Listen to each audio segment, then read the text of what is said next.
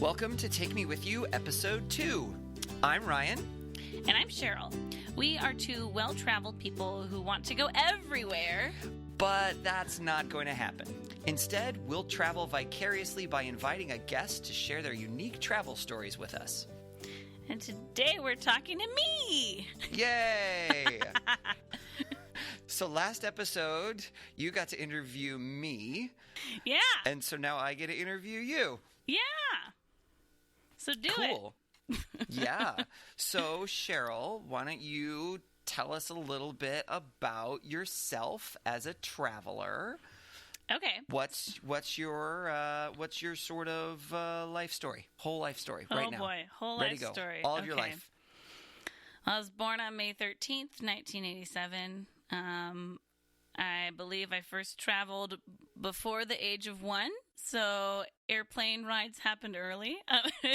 Nice. Let's speed up a little bit, though. Yeah, I've been to like 9 countries, maybe.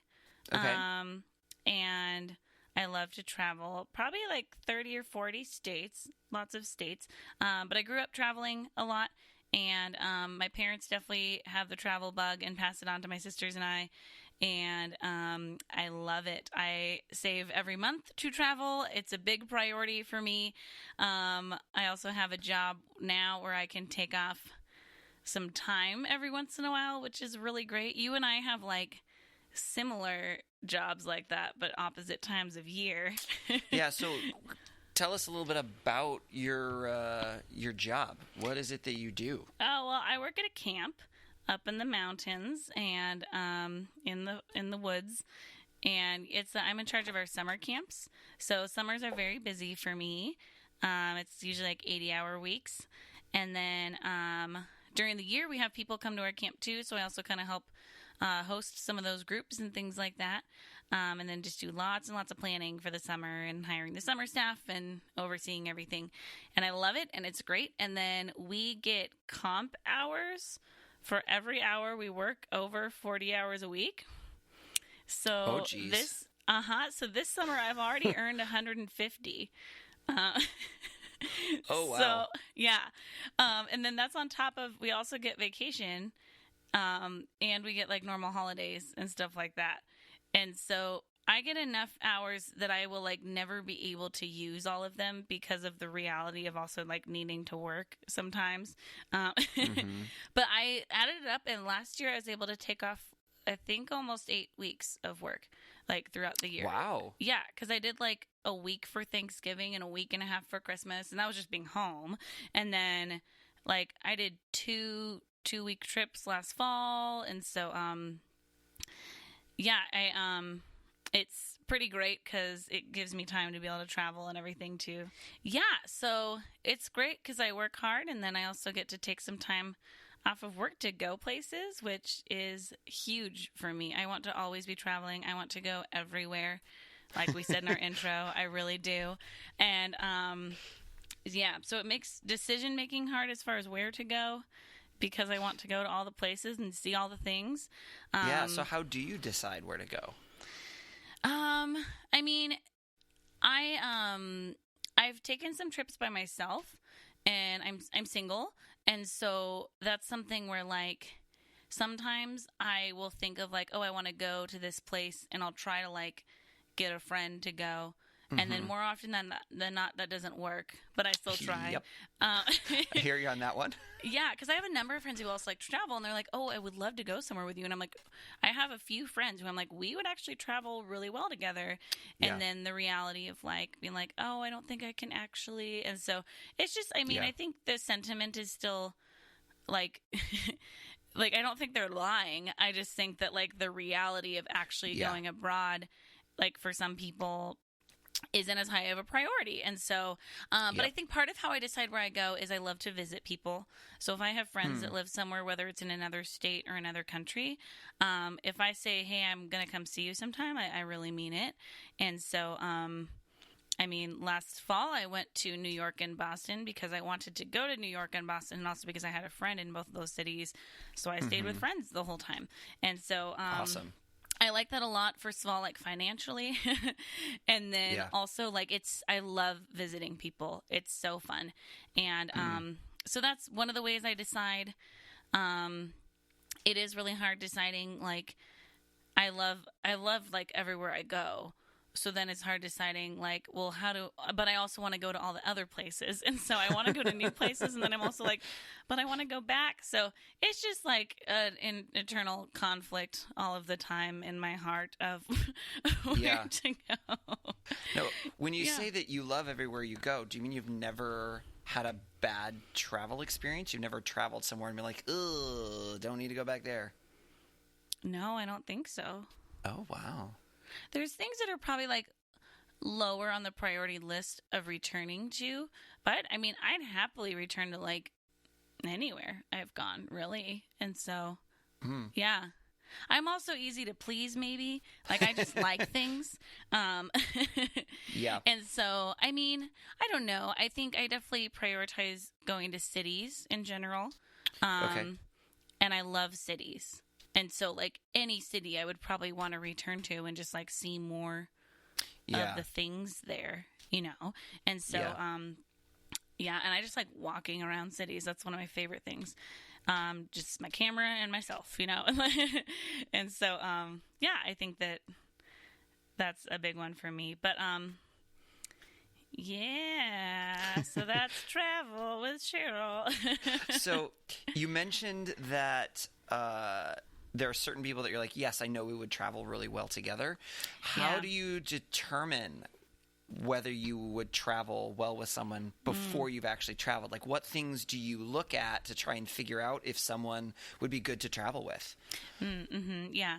I mean, I think in general, I think some of the things that I do with friends might be things that I would do when I travel. Like, even going out to eat with somebody, you know, is an experience that you have with them where you can kind of see, like, similar interest in a restaurant or similar, like, just, I mean, even, like, to me, I think one way that people travel well together is, like, could we talk to each other for a long time?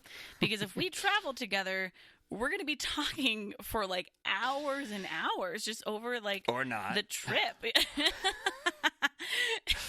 Depending on the trip. Sure, yeah.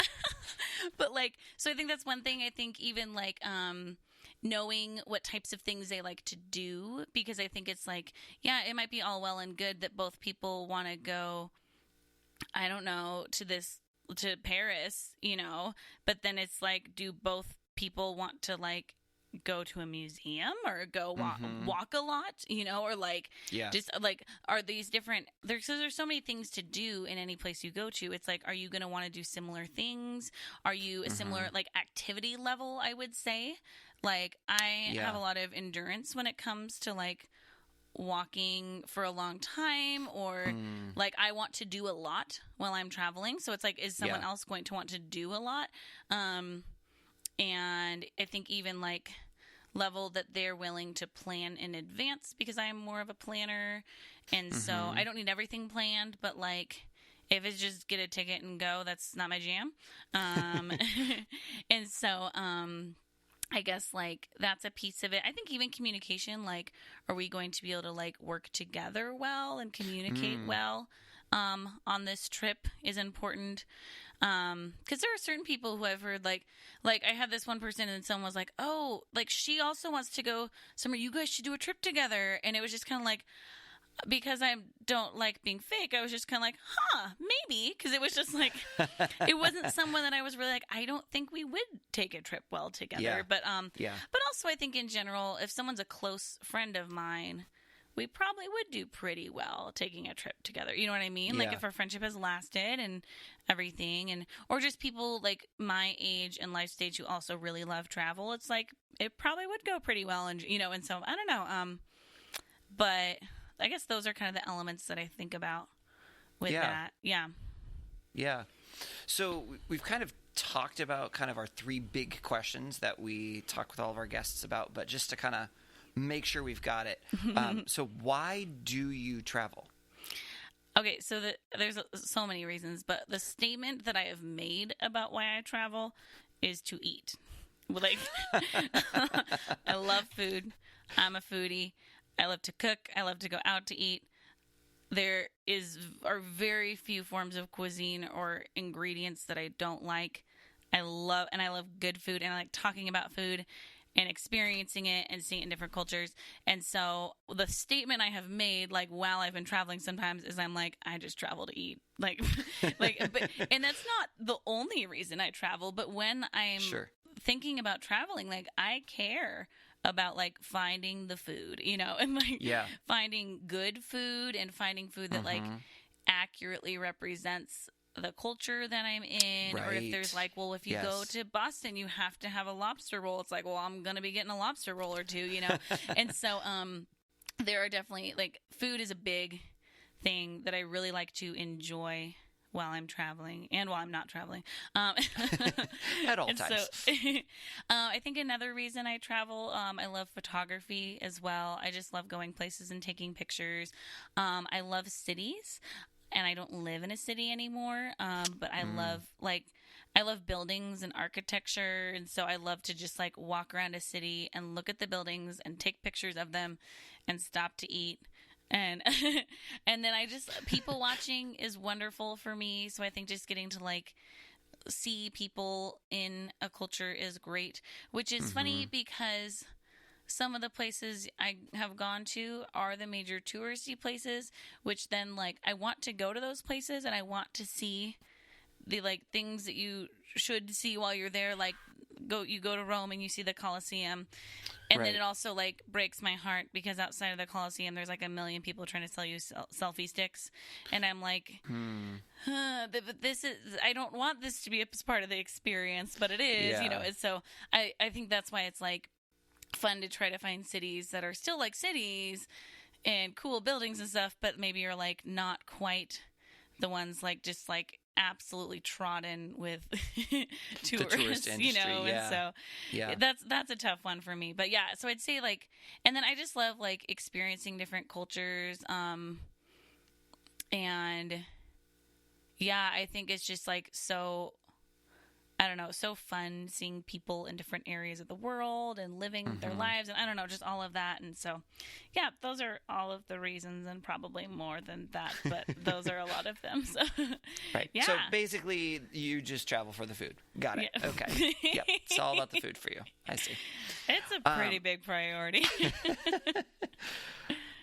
So you've also kind of alluded to this one a little bit, but what type of traveler are you? I am really into go time with, like, and so much so that I've, like, have to, the next time I plan a longer trip, I just need to schedule a down day because, like, a few years ago I had a 2-week trip with my sister that I'm going to talk about in a little bit, but, like, I just got sick eventually, and that was, like, then there was a forced down day, but, like, it was like, yourself too hard. Rest is still good even when you're traveling, and even though on a trip it's, like, all positive stuff, like, rest is still important. But I love seeing a lot of things, and that doesn't even mean, like, I have to do a lot of things. Like I said, even just walking around a city is, like, really enjoyable for me. But I don't want to be sitting in my hotel. Like, I want to go out and experience things. I want to make the most of my time there because, like, I spent money to get there. I'm spending time to be there. And so I want to make the most of it. I am a big planner. That does not mean that every second of my trip is planned, but that means that I want to know if the museum is randomly closed on Mondays. I don't want to show up there on a Monday. I want to know what their hours are. If there's a 2-hour line, like, for something, but I could have bought tickets online, then I'm going to buy the tickets online. And so, and I don't want to go somewhere and then get home and someone says, "Oh, did you see this?" And I didn't know that was there. And so, I want to know how do you avoid what that? all my, well, I mean, research, really, you know what I mean? Like, I love planning. I love just, like, researching areas and knowing all my options.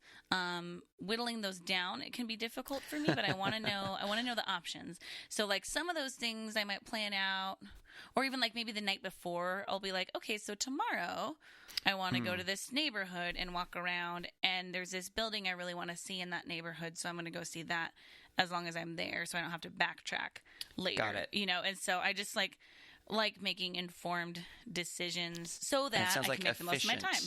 Yeah. Yes. Yeah. And I mean, it makes me sound like I'm such a pain while I'm traveling. And I'm just like, we have to go now. But like, I really do just enjoy it while I'm doing it. But I think for me, the way to enjoy it while I'm doing it is planning it out so that I don't need to think about those things in the moment.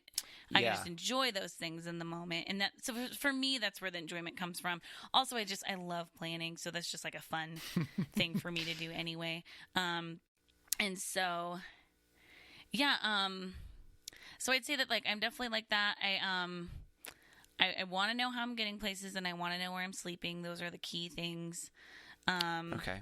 I am not super high maintenance with needing to be in really nice places, but I want to be somewhere that's like doesn't feel sketchy, I guess. Like, you know what I mean? Like, like when it comes to like hotels or things like that. But so I'd say, I think the overall, like, where am I going? How am I getting there? Where am I sleeping? And then what are my options? I think are the things that I think about when I do that. And then it's as far as like what I like to do when I travel. I like to do a lot of different things. I definitely like to like if there's like, oh, you have to see these buildings, I want to make sure I see them. I don't necessarily have to go in everything. Or like one time I just scheduled like a 14-hour layover in Paris and just went into the city, and I'd already been there, so I didn't go in anything. I just walked around the city and took pictures all day, and so I didn't go up the Eiffel Tower. I mean, I had in the past, and so I felt fine about that, but like, I think just seeing things and getting to observe them can be fun for me. I like museums. I don't like museums all the time, but I do like art, and so I like a good art museum. But I don't want to spend all of my time there. I want to spend some time there, but not a ton. So what is some? I mean, I don't know, like a couple hours or so. You know what I mean? I don't want to spend a day. But not like half a day. Yeah, and probably not even half a day necessarily, unless it's ginormous or unless there's something like particularly interesting to me.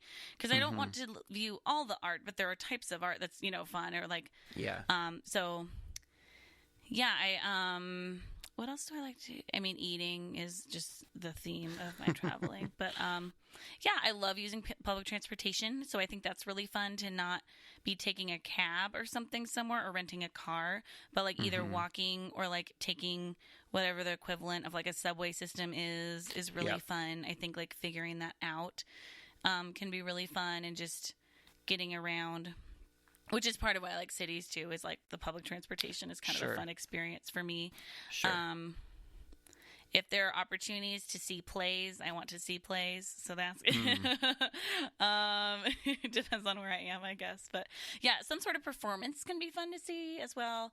Yeah. Yeah. Cool. Yeah.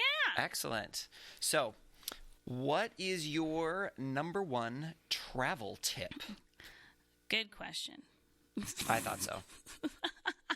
The funny thing is I've known this question for a while, and it's still surprising to me right now. Yeah, it's okay. It surprised me when we did my episode 2, even though we both wrote it together. I know. Yeah. I think I have a lot. The number one travel tip, it's always hard for me to pick a favorite, but I would say this is more the theme of my life as well, is pack light.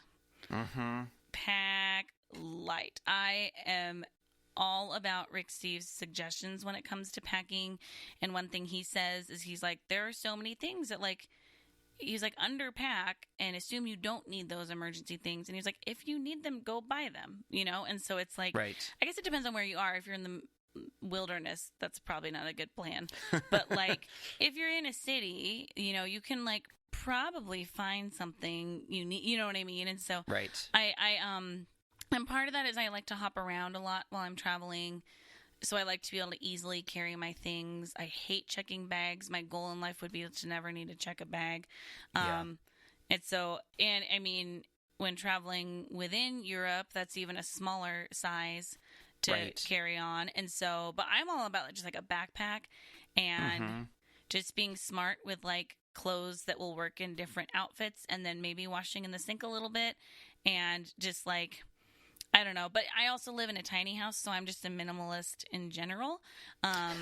When I take a road trip, I never pack light. I pack so many things when I take a road trip. But when it comes to getting on an airplane or a train or somewhere where I'm going to have to be carrying everything I have with me a lot, like I just pack the tiniest amount of things that I need, and I've never regretted it. And so I continue to do that. So it takes me a long time to pack because like it takes so much like evaluating as far as like what I need and everything.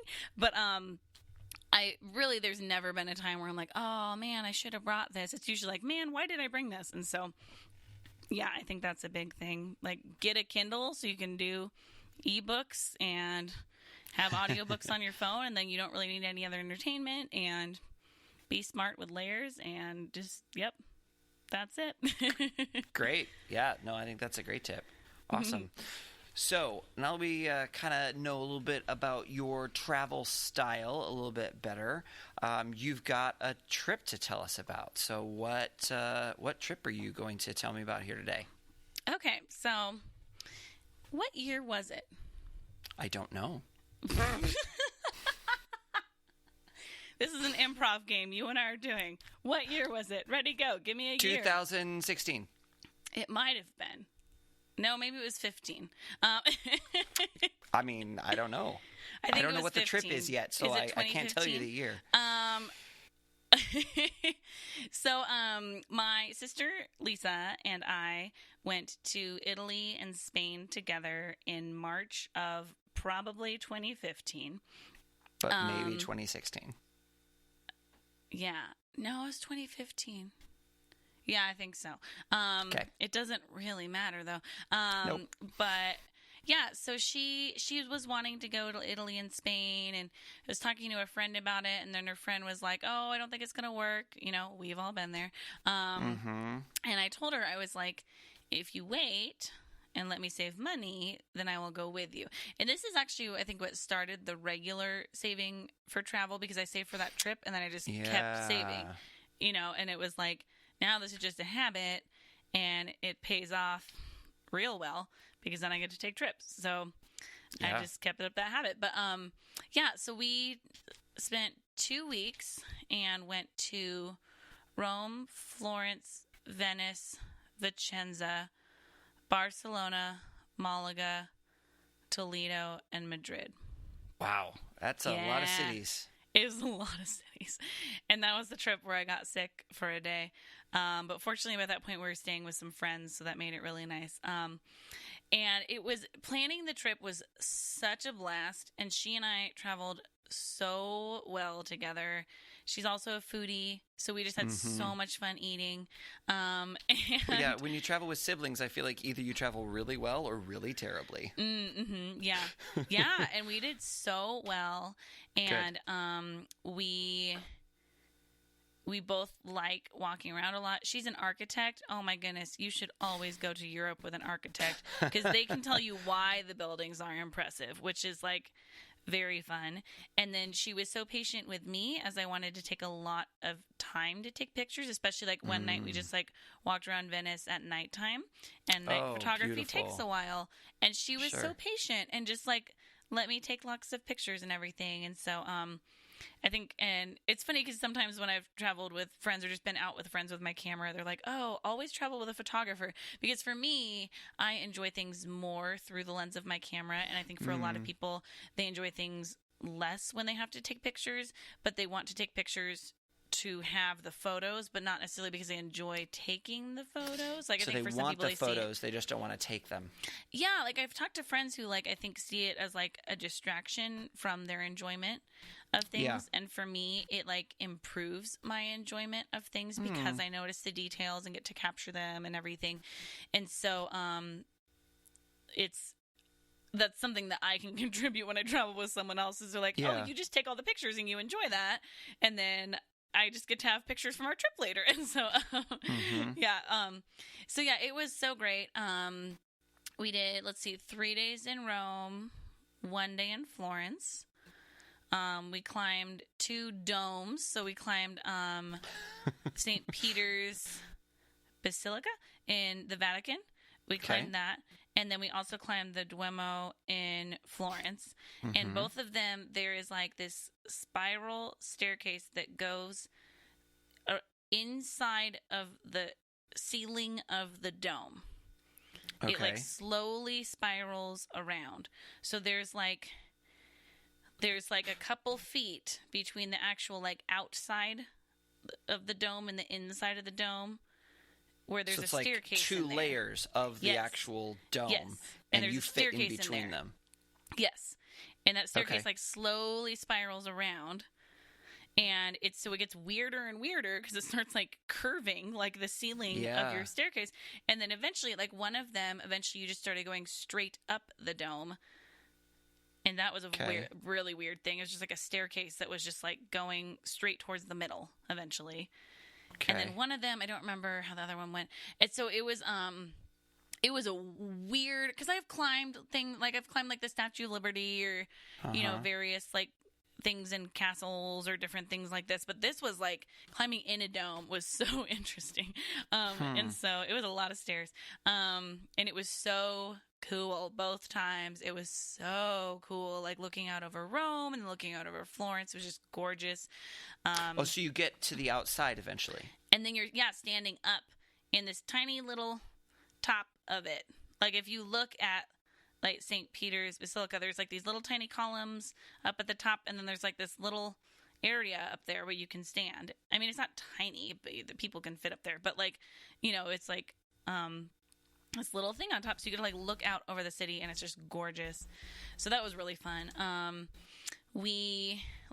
Rome, we went on a food tour, and that was so great. We had gone on a food tour in Seattle one time, and I don't like tour groups. I don't like how I just don't like anything that really screams tourist. And so I even think about how I dress when I travel and how I act when I travel to not like stand out too much other than my giant camera. But other than that, because you won't stand out at all with a giant camera. Of course not.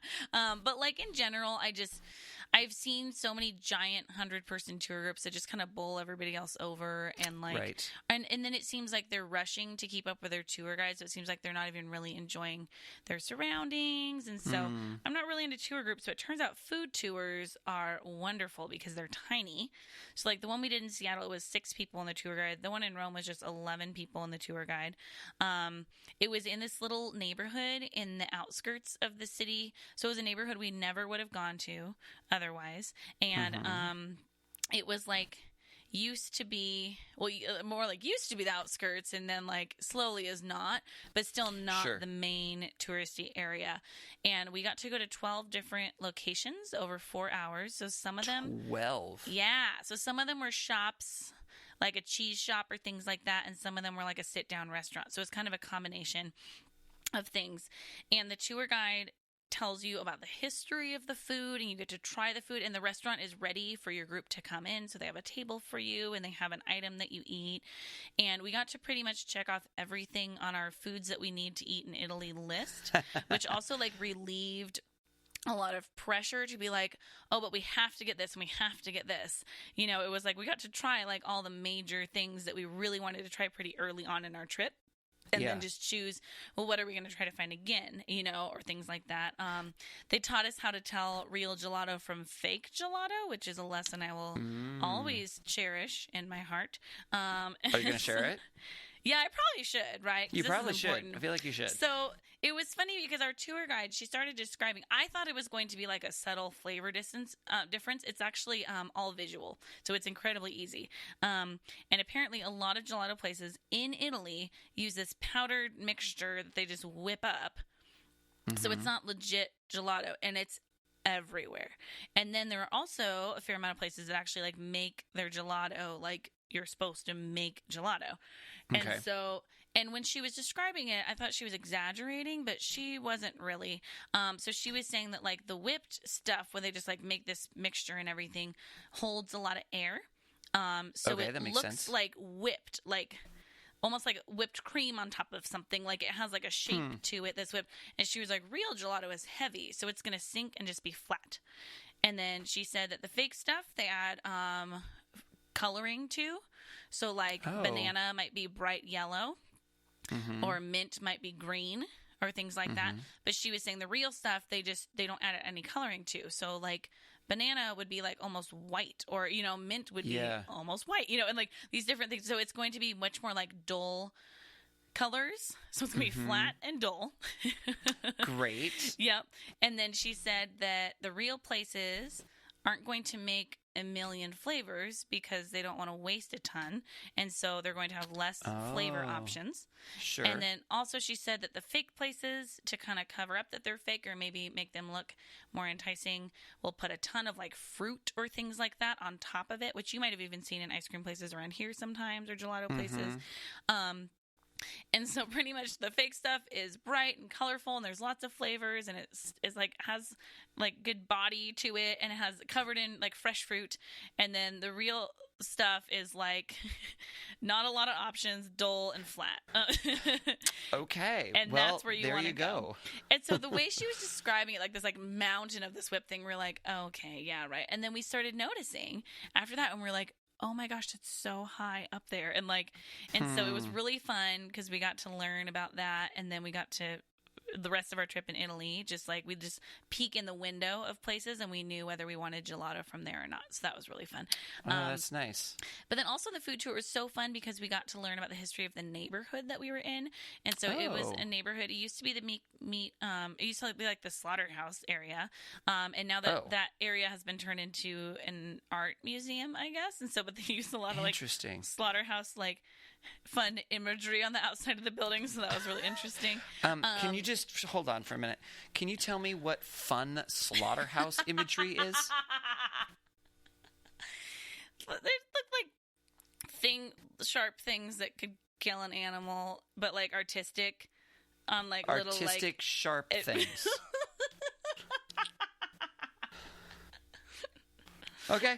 Great. The more I say, the worse it's going to sound, I'm pretty sure. Probably. So, I mean, because I might be possibly trying to make it sound as bad as possible. Of course you are. Yeah. But then the really interesting thing about that neighborhood, too, there's a pyramid in that neighborhood. And when you say pyramid, do you mean like pyramid. Giza pyramid? Or just like something that's somewhat like 3D triangle pyramid? Like a pyramid, like an Egyptian pyramid. Do you mean an obelisk? Like the pyramids? Yeah. Like one of those is in Rome. Really? And so when we walked, before we started the food tour, we're walking into this neighborhood, and I'm like making fun of this pyramid because it's all like bright and shiny, and it looked like something that like belonged in Vegas because it's all like beautiful and white and looks so new. And I was like, what is this? They're building this new what are we doing, Rome? And I'm all like making fun of it and everything. And then on the tour, we learned that it was actually built in 12 AD when Egypt was all the rage. And the reason it's all bright and shiny is because they took like several years to have it cleaned. Wow. But it was like, it's like on top essentially of the old Roman wall. And there's just like a pyramid there. Yeah. It was so interesting. Yeah. Huh. And so we learned about that. Never knew there was a pyramid in Rome, and that Egypt was like the hot thing to copy or whatever. So sure. There you go. And then also in that neighborhood, it was the most interesting neighborhood. I should probably look up the name of it. So it also used to be, so they were telling us about like that Romans like to recycle a lot, but the one thing they couldn't recycle were the jars that the olive oil came in because of the way the oil just kind of like ruined the jar. So they would smash them, and they started building them into this pile. And the pile got so big, it kind of became a mountain. And so then they learned that the temperature of the inside of it was perfect to store wine in, just like in real mountains, they'll like dig out the side of it, and it's like the perfect temperature to store wine in. So they started digging out the sides of this like giant jar mountain. It's like and Jountain. Yeah, exactly. Okay. And then eventually they turned those places into restaurants. So we got to eat in a restaurant that was like on the inside of this Jountain, and there were windows to the inside of it where you could see through the window just like a neat stack of these like old clay pots. And then there were like plants that had grown on top of it. And so it like kind of just looks like a mountain from far away with little like restaurants in the side of it, but it's like just made up of these like broken jars. So that was really interesting too.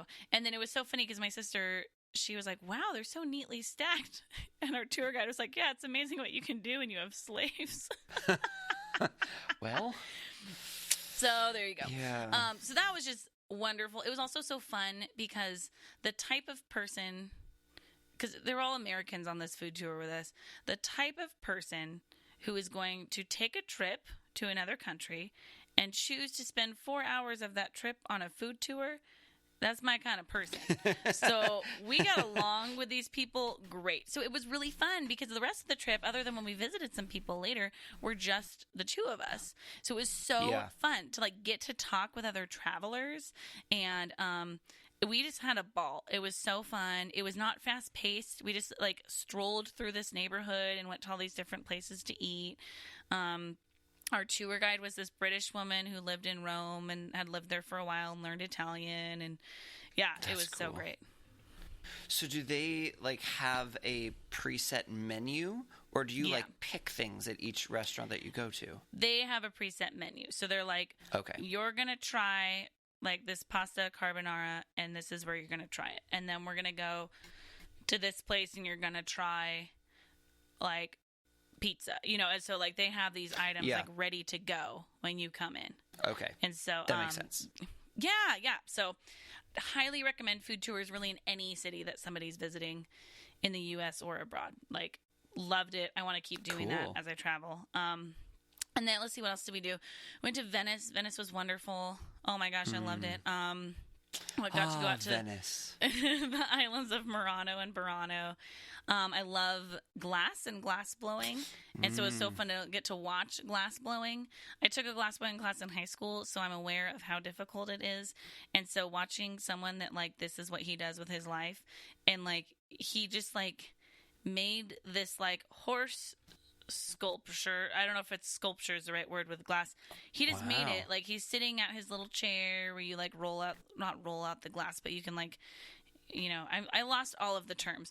And he's using this pair of it's essentially like a pair of like giant metal tweezers that people use to like manipulate the glass, and it's like the consistency of like honey essentially as he's doing it, so it's like weird and drippy and slowly cooling. And he just pinches it into a horse that's like rearing up, and it was just I was like, this is insane, and I was like freaking out. And I think Lisa was just like taking my word for it that was incredibly difficult because he made it look so easy. And I was like, that is so hard. And so I made like a paperweight in my glass blowing class. So eventually I made a little bowl that was pretty fancy. So that was fun. We went out to Vicenza, which is a place I would have never thought to go or chosen to go to. It's like a 30-minute train ride from Venice. And we just went there for the day and then came back and stayed in Venice again that night. So we didn't take our bags with us or anything. Vicenza was great in that it was a little Italian city. I mean, it had this wonderful museum in it. Like, it was definitely a city, but it was not at all touristy, and so that was so fun to get that experience, and that was just really great. I enjoyed that a lot. The reason we went there is there's an architect that has a ton of buildings that he made out there, and so Lisa was really excited about that. Palladio. And one of the buildings was a little further out from the city, so we like walked out there, and it was probably like a 30-minute walk or so. And then as we were walking back towards the town, we were starting to get hungry, and we came across this museum that also had like a cafe at it. And we didn't go to the museum, but we're like, oh, we'll just eat lunch at this cafe. And I think it ended up being one of our favorite meals on the trip. I ordered what I thought was like a panini type of sandwich, and ended up being like a meat and cheese platter, essentially, which is all I need in life is meat and cheese. And so, but it was like out in the like rolling hills of Italy, and it was like so quiet, and there were birds chirping, and we were at this like gorgeous Italian building out on this patio, and like eating really good meat and cheese and having wine and just like sitting in the sunshine. And oh man, that was just like, because of the setting, it was great. And then also like that cheese is probably like the best cheese I've ever had. And I asked the woman about it, and she was like, oh, it's this Asiago. It's from these cows that are nearby. And oh my gosh, it was just, so that was really fun. That's cool. Yeah. And then we flew to Barcelona. I love Barcelona. I want to go back there. Absolutely. Because we only had like 2 full days there, I think. The really fun thing, so Barcelona is a much more like international city. They speak both Spanish and Catalan there, so it's really funny because I speak some Spanish. But Catalan sounds like Spanish and looks like Spanish, but I can't understand it. So like we would read something in Catalan and I'd be like, are there typos in this word, or like what's going on? Like it just looked like Spanish with typos. Or like I'd hear like an announcement Spanish over with typos. Or like I'd hear an announcement over like an intercom, and I'd be like, I don't understand any of that. And be like, man, I thought I was better at Spanish than that. And then the announcement would come over in Spanish, and be like, oh, I know that. And so it was interesting. Okay, so then Barcelona, there's an architect named Gaudi who designed a bunch of buildings there. He lived there. But the really unique thing to me about that city was that there's a giant cathedral in the middle of the city that isn't complete yet. And it's also an incredibly different style than cathedrals that I've seen before. It's called La Sagrada Familia, which means the Sacred Family. And it's totally different style than what you've seen. I mean, the inside, the columns are supposed to look like trees in a forest. So like you look up and it looks like you're like looking up in a forest. And there's so much colorful stained glass that the room is like, the actual like walls and columns aren't colorful at all, but there's so much stained glass that like the room is like bright and colorful and so saturated. But it was only like 65% done when we were there. So there's like currently construction on it. 65%? Yeah. Do you know when they started it? Well, so he was born in like the mid to late 1800s, I think, and was working like, I think he died in like the 20s. And so when he died, they stopped. Like there was construction happening on it. And then at one point, somebody like destroyed a lot of his plans or like different things like that. So like it just wasn't like there wasn't any progress done on it for years and years. And now they're working on it again. And so they're doing tours and you get to go in and you pay admission, and that admission goes towards like completing the project, which is really cool. Okay. And so there are like goals of when it could be complete. I mean, with any construction project, you know, who knows and everything, but it's just so interesting to get to see a cathedral that's in progress. Like that was just like very cool.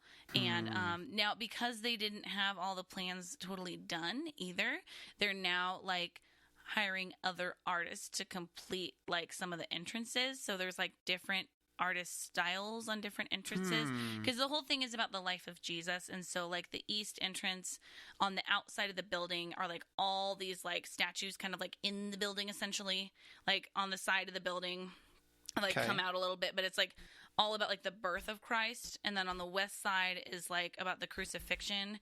And then on the south side, it's going to be the second coming. And so, but like on the crucifixion side, they hired like a different artist for that. So like it's all a totally different style over there and everything. And yeah, and so it's just like such an interesting building, and it's so huge. So like we got to go up on the hill in Barcelona and like look out over the city, and it's just like this like enormous building. So that was really, really cool, and I would love to go back when it's complete. We also got to go to this place. I forget the name of it now. It's pretty much like an architecture museum. So that was very fun because there were like over 100 building fronts in there. It felt like being at Disneyland, where like you're just walking along this path, and on either side of this path are just the fronts of a ton of different buildings. And so, and all of them are from different regions and time periods in Spain. And so you just get to see like, this is a building from like Andalusia in the 1800s, you know, or like different things like that. And so that was really fun to see that. And then there was a restaurant in that area that I found online, that had live flamenco shows. So we got to go and eat at this wonderful restaurant and see flamenco. and I love to dance. So that was like very, very fun to get to see flamenco in Spain. So yeah, Barcelona was great, and I really want to go back because there's just so much to do there and so many beautiful buildings and such a fun city to walk around. I also learned, did you know that a lot of cities have an Arc de Triomphe? I've seen more than one city with something like it. I didn't know that a lot. I thought it was only Paris. Okay. And then I learned, I don't know. I just thought, like, this is the Arc de Triomphe. Like, that's the one that's in the world, is this one thing.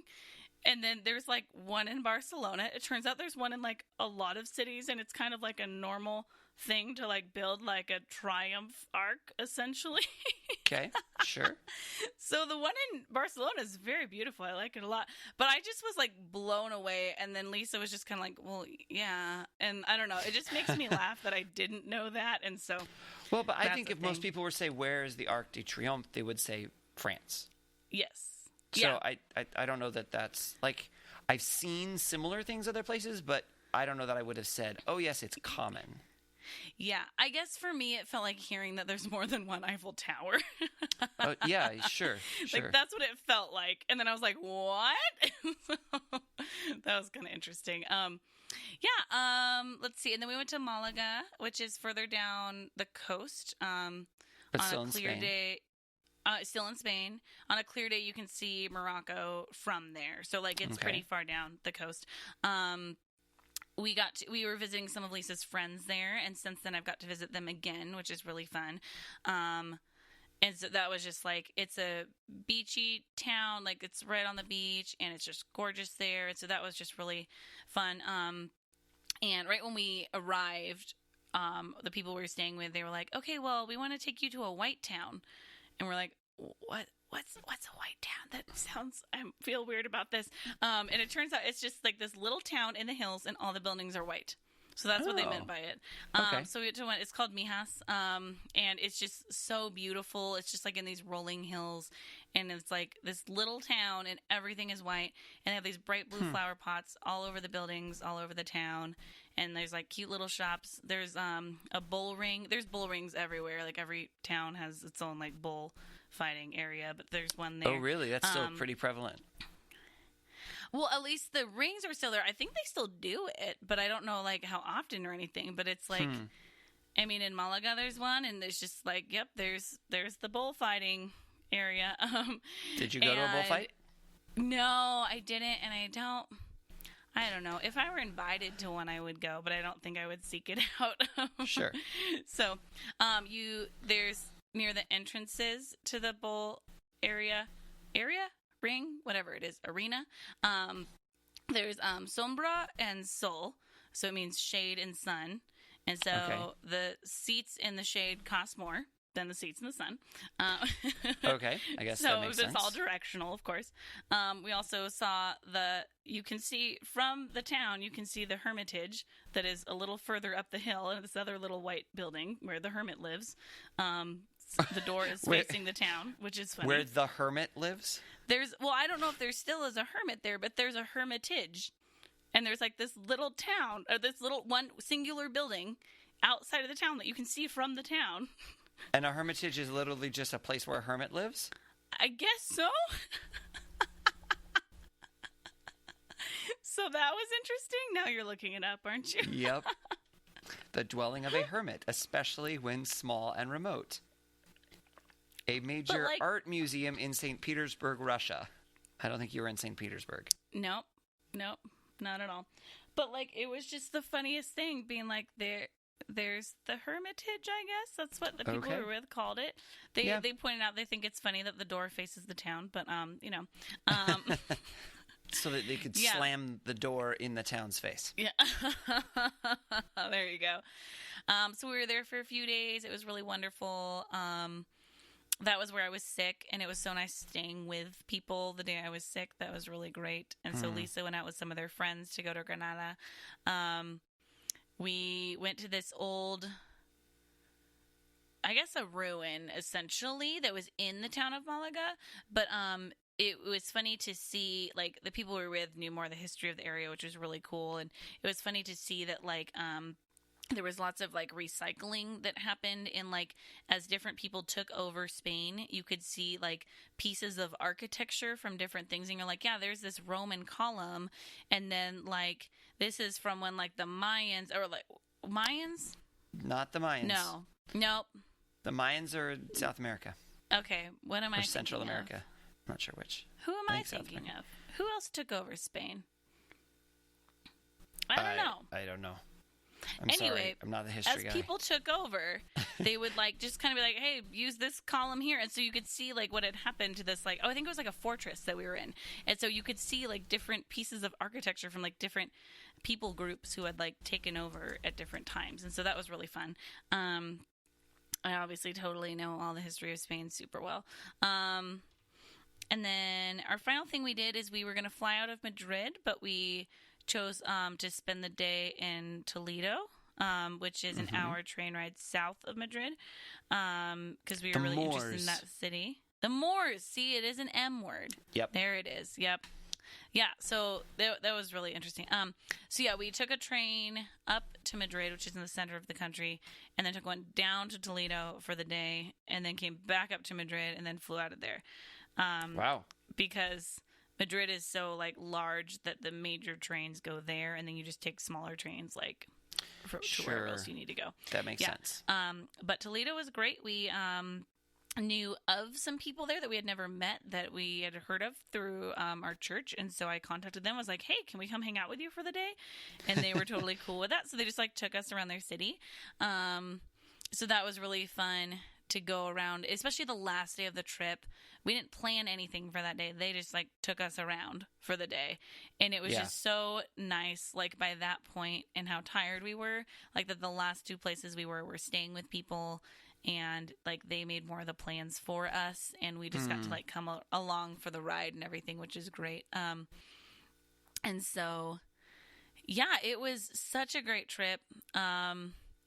It was my second time in Spain. I've been there since then, and I want to go to all of the regions in Spain. I just love it a lot. I think there's a lot of reasons I love it, but I think like I love Spanish and I love Europe, so that is like the Venn diagram. It's kind of, yeah, where you can find both of those things pretty easily. Mm-hmm.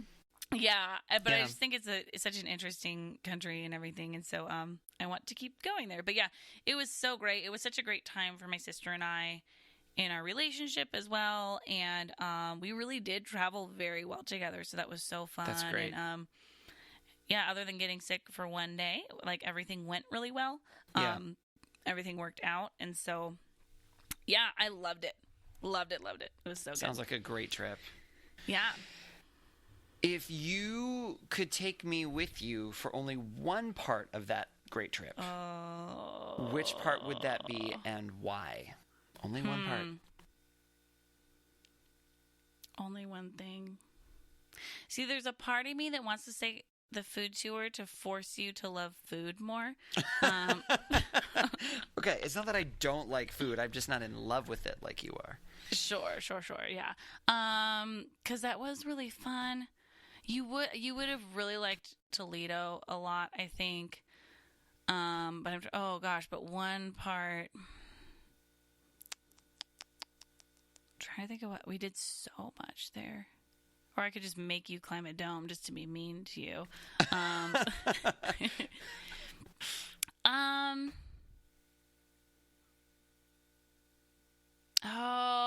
Decisions are difficult. They are.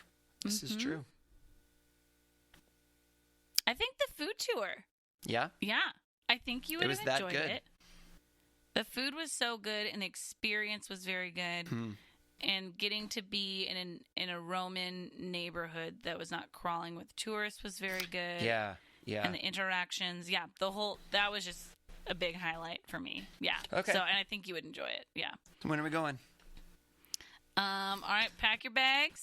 I'm actually outside your door right now. Oh, great. And I'm going to take tickets. your travel tip, and I'm just going to bring one pair of clothes. There you go. Yep. I'm going to pack light. They have clothes in Italy. That's fine. Right.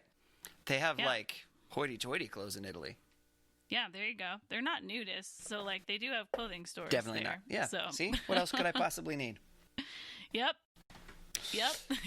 So, what's your next trip? Oh, boy. Cheryl.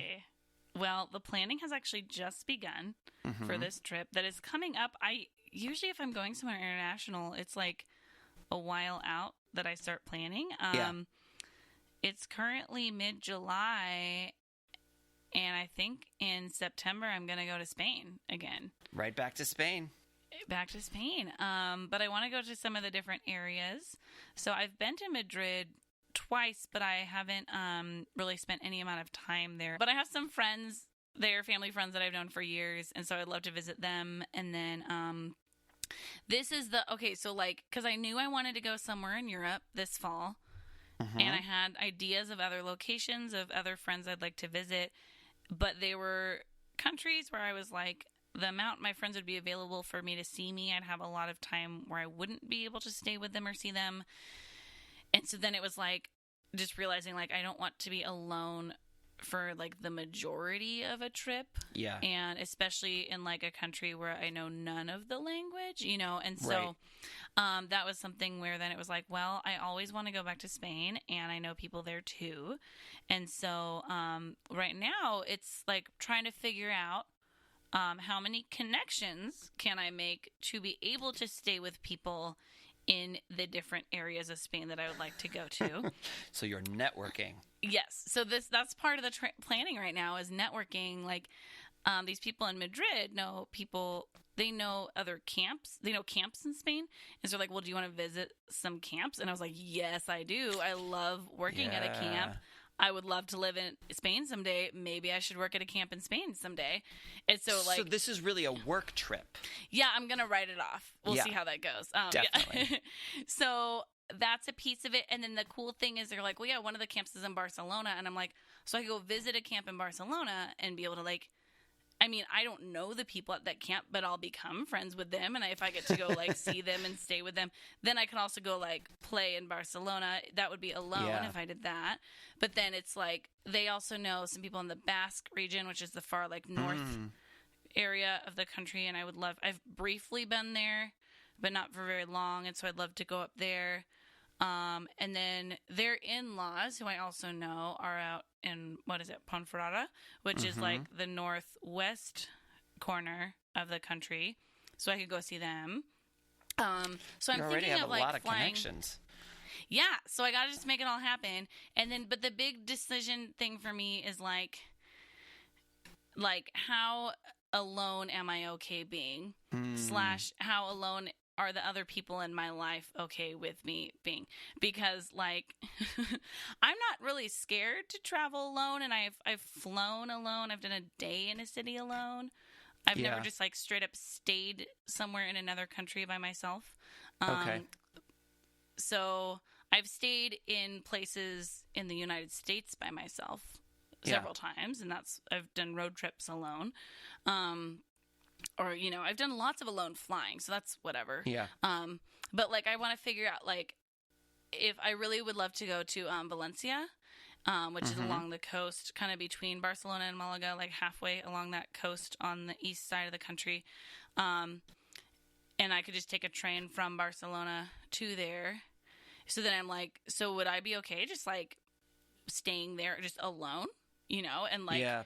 Not knowing anyone, like, and even then if I'm okay with that, like, is that going to scare people that know me to the point where it's not worth it, and so I don't know. Well, I have a friend who lived in Malaga for a while, and I was talking to her about it, and she was like, well, like, she was living there, she would go to other places in the country by herself, and it was like, well, that feels similar to me doing it, other than she was already living there, so there was like an added comfort level. But like, I don't know. So I have to figure out, like, if I go between seeing people and not seeing people, is that enough to make me feel like this is a smart plan? I don't want to be stupid while I'm traveling either, and so I don't know. It's just like tricky to decide those things.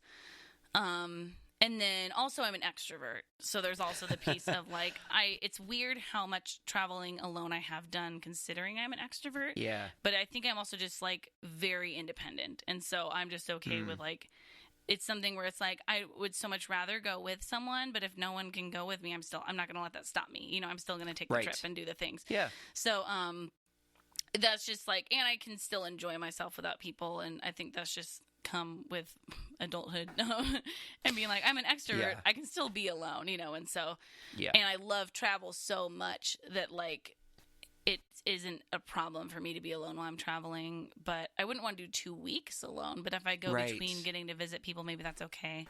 I'm also trying to convince my sister Katie just to like meet up with me in Barcelona for a little bit. That'd be cool. Because that'd be cool. So I don't know. There's like, and it's coming up. I think the big thing is like if I decide I'm doing it, then I'm just going to buy the ticket flying in and out of Madrid. And then I also know people in Madrid. And then start figuring out the details and trying to make the connections. Because if the rest is just trains, then I don't feel like I need to decide those things super far in advance, you know? Yeah. Yeah, the big pieces are whatever the flights are, for sure. So if you've got those locked in, you can still kind of flex some of the others if you need to, especially if you're staying with friends most of the time.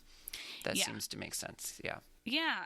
So I think sometime this week I'm going to request the time off of work and make sure that's going to work out. And then I think I'm also going to Skype with the people in Madrid pretty soon to be like, hey, is this actually cool? And everything. Probably a good idea. And then at that point, I think I'm just going to buy the plane ticket and then be like, we're doing this. And then, you know, start trying to figure out the rest.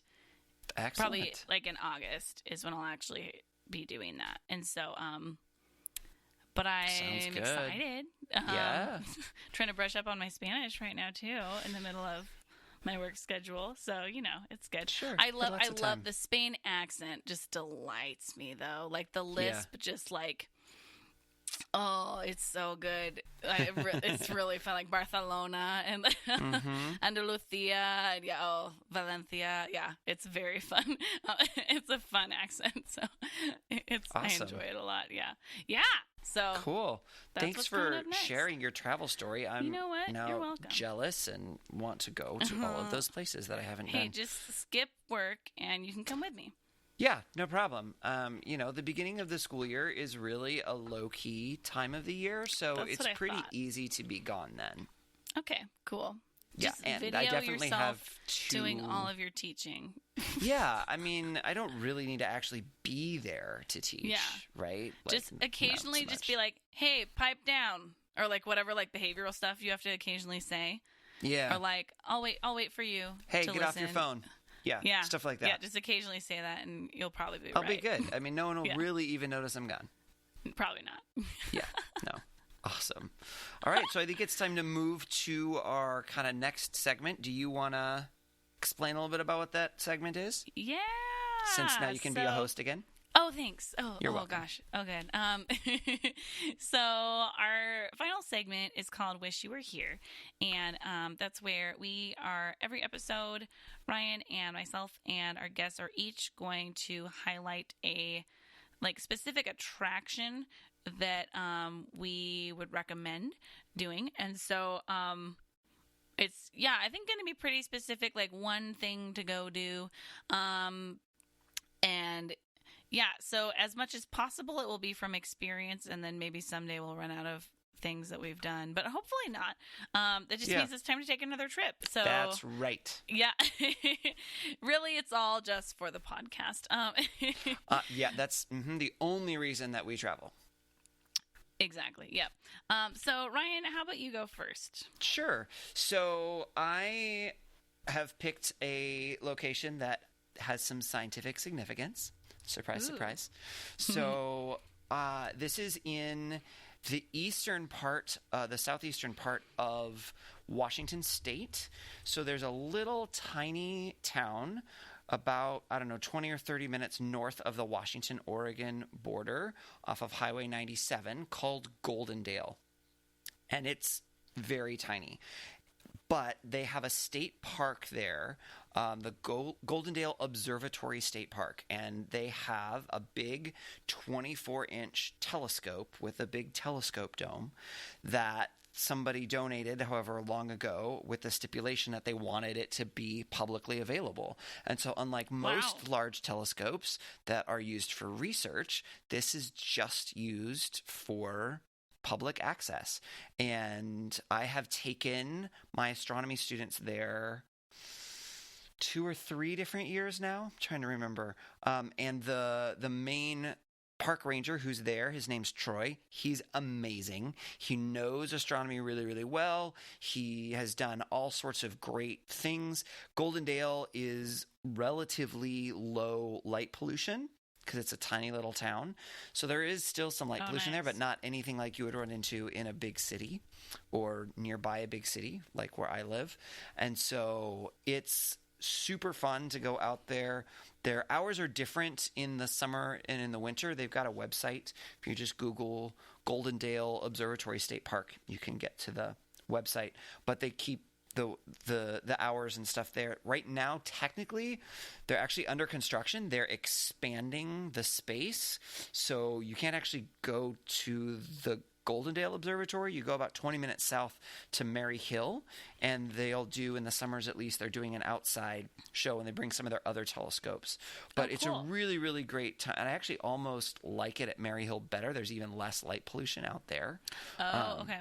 And there's a 2-scale, like actual scale, like actual size recreation of Stonehenge. What? Yeah. It's a That's so random. Right? It's a World War I memorial, and it's not what Stonehenge looks like now. It's what they think it looked like when it was constructed. So all of the stones, everything inside and out, and you can walk around the whole thing, and it's not like right on the edge, but kind of on the edge of this kind of cliff-ish rolling cliff down that overlooks the Columbia River. And so it's a gorgeous location. That's so funny. Yeah. So what does being a memorial have to do with Stonehenge? I don't remember. I feel like I've read the plaque and I don't remember. Well, if there's a plaque, then I guess that's okay.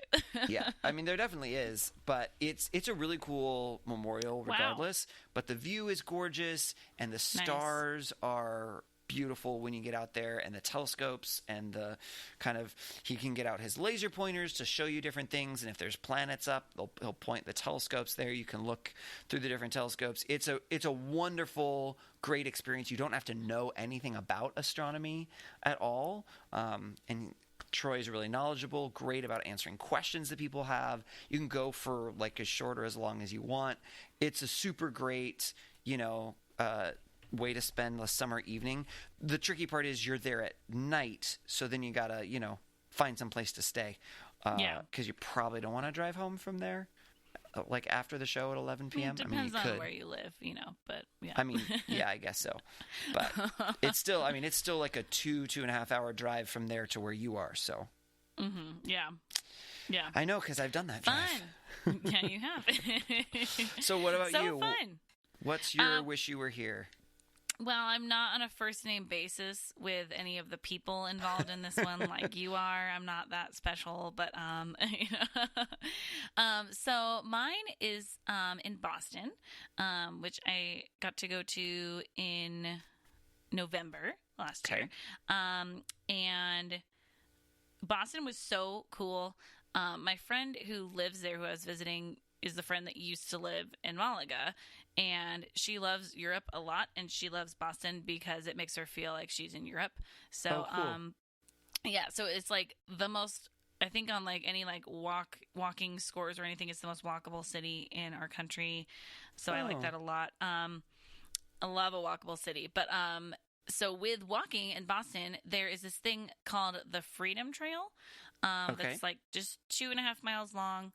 And it's amazing to me that this thing like actually exists, not just like on a printed map or on like an app or anything, but like actually physically there is a trail, and it is a red brick trail that is 2.5 miles long. A red brick trail. Yes, it is like 2 bricks next to each other that just keeps going, like these two. It's only 2 bricks wide. I mean, it's on a sidewalk. It's like a normal sidewalk. Oh, and then in the middle of the sidewalk is 2 bricks wide, and it just is like keeps going. Huh. For 2.5 miles through Boston. Does that make sense? A little bit. I'm trying to figure out how to explain it. It's just a sidewalk. It's just, you just kind of wind through the city. But the path is like marked by these red bricks. Yes. Gotcha. Yes. And it takes you to a lot of the historic, like, important locations throughout Boston. So it was really fun because before I knew about the Freedom Trail, I just started looking up, well, what are the things I should make sure to see in Boston? Because there's so many, like, important, like, historic locations and everything there. Yeah. And so I had this pretty long list and then learned that, like, most of them were on this Freedom Trail. And so it was so fun because I just went, like, start to end. There's some that you can go in. I didn't really go in much. Like, you can pay to go in, like, Paul Revere's house or whatever if you want to. But, you know, you get to, like, go to the church with the lantern, you know, or, like, all those types of places. And so it was great. And you get to walk through, like, a big portion of the city that way because it's not a giant city. So it's very walkable because, like, nothing's that far away from other things.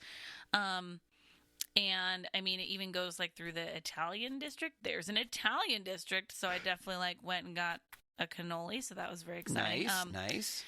Yeah, but yeah, so I think that was like a really cool thing to go and do, and it's fun because people can kind of choose how quickly they want to do it. Because I did not take a ton of time to do it, but if you go in everything, you know, then like it would take more time and stuff. And so, yeah, I would definitely recommend the Freedom Trail in Boston. It's really great. So cool. Yeah. Awesome. Yeah. Well, with that, I think episode 2 is going to come to a close. Yeah, we did it. 2 episodes down. Yeah, so we're just going to kind of wrap up here a little bit. Don't forget that we're on social media. We're on Twitter and Instagram at TMWY. That's for Take Me With You podcast. So TMWY podcast. You can also email us if you so desire. Our email address is tmwypodcast@gmail.com. Feel free to send us questions or guest suggestions or tell us about trips you've taken or trips that you're planning to take. Really anything. We'd love to hear from you. Yeah, you can also give us that information by calling us on our phone number. The phone number is 406-763-8699. You can also think of it as 406-POD-TMWY. Timwy. PODTMWY for Take Me With You. I don't know if that's how you would say it or not, but I just said it as Timwy. So there you go. There we go. So you can. We really picked some great letters. Yes, for we that. did. Yes, we did. So you can call and leave us a voicemail if you have a question for us or you want to tell us a cool travel story or anything. You can also send a text message if you wanted to send it that way. So that's another way to get a hold of us and share great stories about travel with us if you so desire. Yeah, absolutely. The rest of our episodes are going to have a guest on them. And so sometimes we might ask on Twitter or things like that for any questions that somebody has for that guest based on, you know, where they're going to be talking about and everything. And so find us because we're out there. Yes, we are. So professional. Also, thank you to Beth Morrell for our wonderful artwork. You can check out more of her awesome artwork on various social medias at Beth Is Something.